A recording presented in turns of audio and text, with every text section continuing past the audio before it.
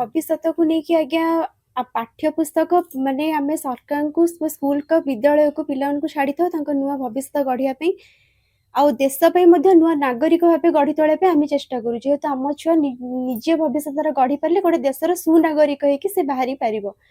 କିନ୍ତୁ ଯଦି ସରକାର ଯେଉଁ ବହି ଛାପିବେ ସେ ବହିରେ ଯଦି ହିନ୍ଦୀ ବଲିଉଡର ଗୀତ ଗୁଡ଼ାକ ସବୁ ରହିବ ତ ପିଲାଙ୍କୁ ବଲିଉଡ ଗୀତ ମାଧ୍ୟମରେ ପିଲାଙ୍କୁ ସେ ହିରୋ କରିବାକୁ ଚାହୁଁଛନ୍ତି ନା ଜିରୋ କରିବାକୁ ଚାହୁଁଛନ୍ତି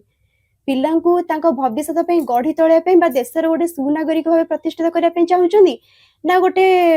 ପଥଚ୍ୟୁତ ହେଇକି ପଥ ପ୍ରଦର୍ଶକ ହେବାକୁ ଚାହୁଁଛନ୍ତି ନା ପଥ ନିମ୍ନଗାମୀ ହେବାକୁ ଚାହୁଁଛନ୍ତି ତ ଆମେ କାହାକୁ ଏଠି ଦୋଷ ଦେବୁ ଆମ ପିଲାଙ୍କ ଭବିଷ୍ୟତ ଗଢ଼ିବା ପାଇଁ ଆମେ କାହାକୁ ଦୋଷ ଦେବୁ ଆମେ ସରକାରଙ୍କୁ ଦୋଷ ଦେବୁ ନା କାହାକୁ ଦୋଷ ଦେବୁ ଆମ ପିଲାର ଭବିଷ୍ୟତ ତ ସରକାରଙ୍କ ଉପରେ ନିହିତ କାରଣ ଯେହେତୁ ସବୁ ଆମେ ଆମ ପିଲାଙ୍କୁ ପାଠ ପଢ଼େଇ ପାରିବୁ କିନ୍ତୁ ବହି ଛାପିବା କି ଯାହାବି ଆମେ ଯୋଉ ବହିରେ ଯାହାବି ଦେଖୁଛୁ ହିନ୍ଦୀ ବଲିଉଡର ଯୋଉ ଗୀତ ଗୁଡ଼ାକ ସବୁ ଅଛି ତାପରେ ଇଂଲିଶ ବହିରେ ଓଡ଼ିଆର ରଜ ଦୋଳି ଗୀତଟା ଯୋଉ ରଜ ମଉଜ ଗୀତଟା ଯୋଉ ସେଠି ଆଉଟଲାଇନ୍ ଯୋଉଠି କରାହେଇଛି ପ୍ରଥମ କଥା ଇଂଲିଶ ବହିରେ ଆପଣ ଯଦି ବି କହିଛନ୍ତି ଗୋଟେ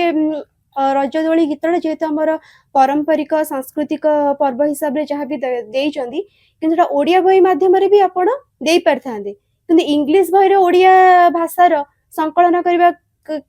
ଆଦୌ ଉଚିତ ନଥିଲା କିନ୍ତୁ ଏଇଟା ଆମେ କଣ ବୋଲି ଭାବି ପାରିବୁ ଏଥିରେ ଆମ ପିଲାଙ୍କ ଭବିଷ୍ୟତ ଉପରେ ଆମେ ବହୁତ ଆଜ୍ଞା ବହୁତ ମାନେ ଇଏ ଅଛୁ କେମିତି ଆମ ପିଲା